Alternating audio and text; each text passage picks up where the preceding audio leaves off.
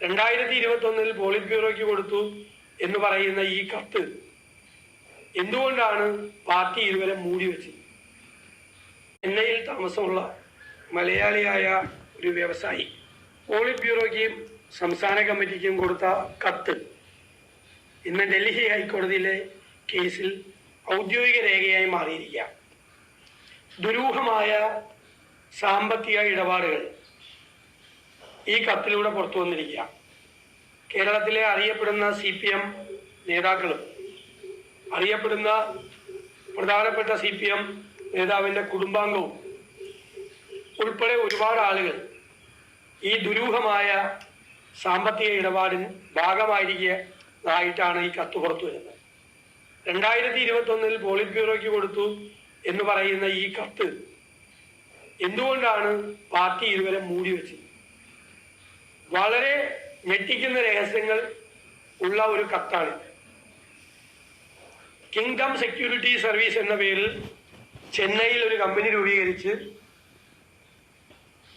കോടിക്കണക്കിന് രൂപ ആ അക്കൗണ്ടിലൂടെ വന്ന് വിദേശത്ത് നിന്ന് വന്ന് ആ അക്കൗണ്ടിൽ നിന്ന് കേരളത്തിലെ CPM നേതാക്കളുടെ അക്കൗണ്ടുകളിലേക്ക് ആ തുക കൈമാറ്റം ചെയ്യപ്പെട്ടു എന്നാണ് ഈ കത്തിലെ ഏറ്റവും പ്രധാനപ്പെട്ട ആരോപണം. അപ്പൊ ബാങ്ക് അക്കൗണ്ടുകൾ മുഖേന തന്നെ വൻ തുക കൈമാറ്റം ചെയ്യപ്പെട്ടിട്ടുണ്ട്. കേരളത്തിൽ നടന്ന ഒരു പ്രോജക്റ്റുമായി ബന്ധപ്പെട്ടും വൻ തുക കൈമാറ്റം ചെയ്യപ്പെട്ടിട്ടുണ്ട്.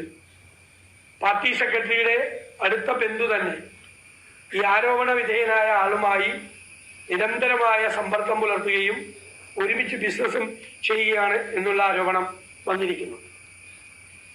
CPM നേതാക്കളുടെ ഏറ്റവും അടുത്തയാളായി അറിയപ്പെട്ടിരുന്ന ആളാണ് ഇതിലെ ആരോപണ വിധേയനായ വ്യക്തി. അപ്പൊ ഇതുമായി ബന്ധപ്പെട്ട് ഉയർന്നിട്ടുള്ള ഗുരുതരമായ ആരോപണങ്ങൾ, റിവേഴ്സ് ഹവാല ഉൾപ്പെടെയുള്ള സാമ്പത്തിക തട്ടിപ്പുകൾ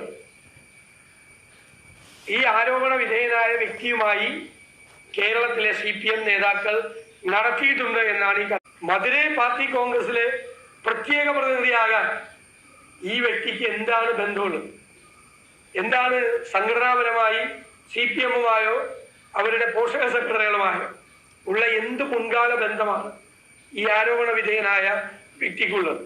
അദ്ദേഹത്തെ കുറിച്ച് ഉയർന്നിരിക്കുന്ന ഗൗരവതരമായ സാമ്പത്തിക ആരോപണങ്ങളിൽ പാർട്ടിക്കും പാർട്ടി നേതാക്കന്മാർക്കും എന്ത് പങ്കാണുള്ളത്? CPMന്റെ ആരും കാണാത്ത ഒരു മുഖം കൂടിയാണ് പുറത്തേക്ക്